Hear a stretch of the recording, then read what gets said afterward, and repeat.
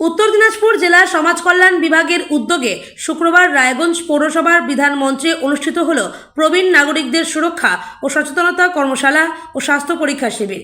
সমাজের প্রবীণ মানুষদের নিরাপত্তা, স্বাস্থ্য সচেতনতা ও সরকারি পরিষেবা সম্পর্কে সচেতন করতেই এই কর্মসূচির আয়োজন করা হয়। অনুষ্ঠানে উপস্থিত ছিলেন সমাজ কল্যাণ দপ্তরের আধিকারিক, পৌরসভার প্রতিনিধিরা, স্বাস্থ্যকর্মী সহ বিশিষ্ট ব্যক্তিরা। এদিন প্রবীণ নাগরিকদের জন্য বিনামূল্যে স্বাস্থ্য পরীক্ষার ব্যবস্থা করা হয়।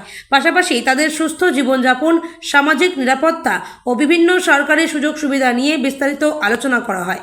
আয়োজকদের পক্ষ থেকে জানানো হয়, বর্তমান সময়ে প্রবীণ নাগরিকদের সুরক্ষা ও সচেতনতা অত্যন্ত গুরুত্বপূর্ণ বিষয়। সেই লক্ষ্যেই প্রশাসনের তরফে এই ধরনের উদ্যোগ গ্রহণ করা হয়েছে। অনুষ্ঠানে অংশগ্রহণকারী প্রবীণদের মধ্যেও যথেষ্ট উৎসাহ দেখা যায়। এই বিষয়ে রায়গঞ্জ বিধানসভার বিধায়ক কৌশিক চৌধুরী বলেন, প্রবীণ নাগরিকরা সমাজের অভিজ্ঞ সম্পদ। তাদের নিরাপত্তা, স্বাস্থ্য ও সম্মান রক্ষা করা আমাদের সকলের দায়িত্ব। প্রশাসনের এই উদ্যোগ অত্যন্ত প্রশংসনীয়। অন্যদিকে রায়গঞ্জ মহকুমা শাসক তন্ময় ব্যানার্জি জানান, প্রবীণ নাগরিকদের কাছে সরকারি পরিষেবা ও সচেতনতার বার্তা পৌঁছে দিতেই এই কর্মসূচির আয়োজন করা হয়েছে। ভবিষ্যতেও এই ধরনের উদ্যোগ চালিয়ে যাওয়া হবে বলে জানান তিনি। স্যার, আজকে এখানে কি উদ্দেশ্য? এখানে দেখুন, আজকে মূলত আমরা জানি যে সিনিয়র সিটিজেনরা বয়স্ক নাগরিকরা আমাদের সমাজের খুব ডিপ্রাইভ সেকশন। তো এদের নানা রকমের সমস্যায় এনারা প্রতিনিয়ত ভুগছেন। এটা হতে পারে স্বাস্থ্য, হতে পারে একাকিত্ব, হতে পারে নিঃসঙ্গতা, হতে পারে বিভিন্ন রকমের আজকাল সাইবারের ক্রাইম হচ্ছে, নানা রকমের ডিজিটাল অ্যারেস্ট হয়ে যাচ্ছে, প্রতারণা হচ্ছে। এই সব দিক থেকে বিচার বিবেচনা করে, প্লাস ওনাদের মানসিক যে বিভিন্ন ধরনের যে একাকিত্ব, নিঃসঙ্গতা, এটা আমি বললামই, হ্যাঁ। এবং এই প্রসঙ্গে কি কি ধরনের সরকারি ফেসিলিটি আছে, কি কি প্রকল্প আছে, সেটা আপনাদের রেলের ভ্রমণের যে পাস হয় 60-এর ওপর, সেটাও হতে পারে।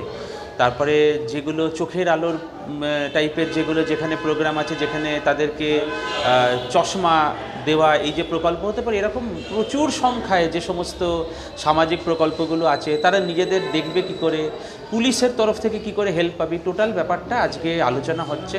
সাবজেক্টের এক্সপার্টরা এসছেন, ডাক্তারবাবুরা এসছেন, জুডিশিয়াল ম্যাজিস্ট্রেটরা এসছেন। তারা তাদের যেগুলো বক্তব্য, ওনাদেরকে হেল্প করছেন, কোশ্চেন অ্যান্সার নেওয়া হচ্ছে এবং যতটা সম্ভব তাদেরকে তাদের যে জিজ্ঞাসাগুলো চেষ্টা করা হচ্ছে প্রশমন করা।